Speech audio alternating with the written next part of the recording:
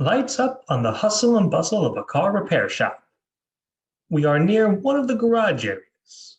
The sounds of machines whirring, men talking, and cars being worked on, hitting from all sides. Soon, a woman comes onto the stage, looking for one of the repairmen to speak to. She is a young and ordinary, no frills woman who is dressed nicely for a summer day. She looks around for a few moments before she finally spots a worker who has entered onto the opposite side of the stage. She spots him, nods, and walks over and taps the man on the shoulder. Excuse me, sir. Hmm? Oh, hello there, ma'am. How can I help you? Well, Jim, I was hoping you could help me with my car. Uh, Um, is something wrong? Madam, that is not my name. I I don't understand. It says right there on your name tag, Jim.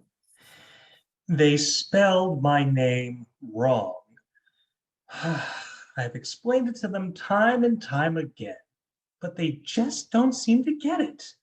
It's so simple, even a child could understand it.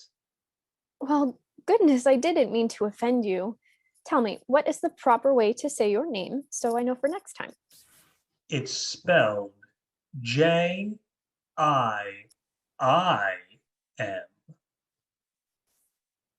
Jim? Yes, that's right. Uh, I What is it? well, please forgive me if this is a silly question, but wouldn't that still technically make your name Jim? I had a feeling this would happen. No, madam, it would not. My name is pronounced Jime, not Jim, Jime. Okay, gotcha. Now then, I was hoping. Let's try it together once, okay? Uh, okay. Jane. Jime. Jime. There, not so bad, was it? No, I suppose not. Not then. No, I suppose not then. J- Jime. My car? Oh, yes, of course. I'm one of the senior repair workers here, so you've come to the right fellow. Tell me, what seems to be the trouble? Well, it's the strangest thing. Over the last few days, my car's engine has been making a rather weird clicking and whirring sound. At first, I didn't think anything of it, but then yesterday, my car was getting worse. It started to get harder and harder to start up, and it feels like it's overheating a lot quicker than it ought to.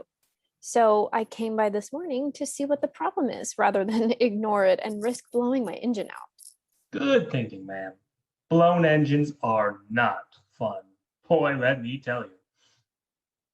Here it is.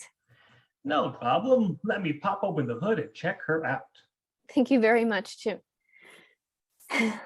Jime. Goodness, I hope we catch whatever problem there might be early enough that it can be fixed. Oh, I'm sure it's fine. If it was only the last few days or so, it's probably early enough. Besides, I've not met a car problem I couldn't fix. Now let's see here. He opens up the front of the car and peers at the engine. Oh boy. What? Hmm? Did, did you see something alarming? What do you mean, ma'am? Well, not that I want to hover or be nosy, but you just went, oh boy. And usually when someone does that, it's not a good sign. Oh, don't worry. That's just a reflex of mine. You know, it's one of those things I tend to do unconsciously. Oh, well, okay. Sorry about that. I didn't mean to pry. Truth be told, I do things like that too. Sometimes when I get nervous, well, according to my husband and my kids anyway, I hum to the tune of Penny Lane. Weird, huh? I suppose so. He goes back to peering at the car engine. Hmm. Hmm. Oh. Uh-oh. Uh-oh. Hmm? I I really hope you didn't just find a problem because someone saying uh-oh doesn't usually come just before good news. Ma'am, please, let me concentrate on looking over this engine, okay? Okay, sorry. Oh, yikes. Oh, yikes. Oh, mamma mia. Holy moly. Chime, could you please elaborate on what's wrong? You saying those things and not explaining is making me very nervous. Is there something dreadfully wrong with my car or not? Ma'am, please. I need full concentration when I'm working. If I get distracted, I do a sloppy job. Please, just take a few steps back and let me look at your engine thoroughly. I promise. When I finish looking it over, I'll tell you everything you need to know. Well, well, Ma'am, please. okay. Okay, fine. Silence. Jime goes back to examining the engine, while the woman steps back 2 or 3 steps. Slowly, Jime peers down at the engine, then pulls out a small flashlight from his belt and turns it on, looking deeper in. Suddenly, though, holy shitballs! Okay, that does it. That does it. I demand to know what's wrong with my car. No one, and I mean no one, just screams out, holy shitballs, when things are a-okay. Ma'am, No, no, don't you dare try to play this off. You've been doing this since you first started looking at my car's engine. Coming here was supposed to alleviate my nervousness, not make me even more nervous. Now, look here, Jim or Jime or whoever the hell you are, I want some answers from you. Not later, not tomorrow, but now. And if you refuse to tell me what's wrong with my car's engine, I will go to a manager and complain.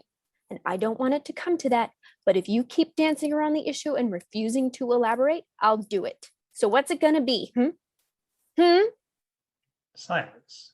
Jime slowly reaches into the car and pulls out a small piece of metal from it, then slowly holds it up. There, There. there. This must have got into the compartment and was rattling around. Don't worry, though. It didn't cause any damage to the engine. It was dulled, not sharp, and it was just rattling around in a small space. So my engine is okay. Perfectly okay. Well, gosh, that's great. That's fantastic. I gosh, I feel kind of bad now. I was getting all worked up and anxious for nothing. Now, you see why I said I needed quiet in order to concentrate? I do. Yes, I apologize for doubting you even for a second, Jime. Apologies aren't necessary, ma'am. It's all in a day's work. Now, your bill. Oh, of course. I'd be glad to pay. Just let me take a look at it. It can't be that bad considering it only took him a few minutes to fix. John pulls out a pad of paper and a pen, then jots something down on it briefly. He tears off the piece of paper he wrote on and hands it to the woman. Thank you. Okay, let's see here. $600? Yes, ma'am. You you have the nerve to charge me $600 for something that took you 2 minutes to figure out? Well, ma'am, this is the top car repair shop in town. We didn't get that way by charging low prices. We might be expensive, but we're the best at what we do. I, I just 600. 600. Ma'am, do you remember how I got you all anxious and upset by not going into detail about what might have been wrong with your car? Yes. Well, you see, that's just our clever way of going about things with customers. We get them terribly upset at the beginning, get them to the deepest pits of despair, so that by the time we give them their bill, they don't care as much about how expensive things are. Obviously, you really weren't as angry as you said you were, which is awful lousy of you. To lie like that, I mean. Shove it up your ass, Jim. And yes, your name is Jim. You can add 20 eyes to it if you want. Your name is still Jim. Ugh. We hear the sound of a car starting up and screeching away as Jim looks to the audience and shrugs.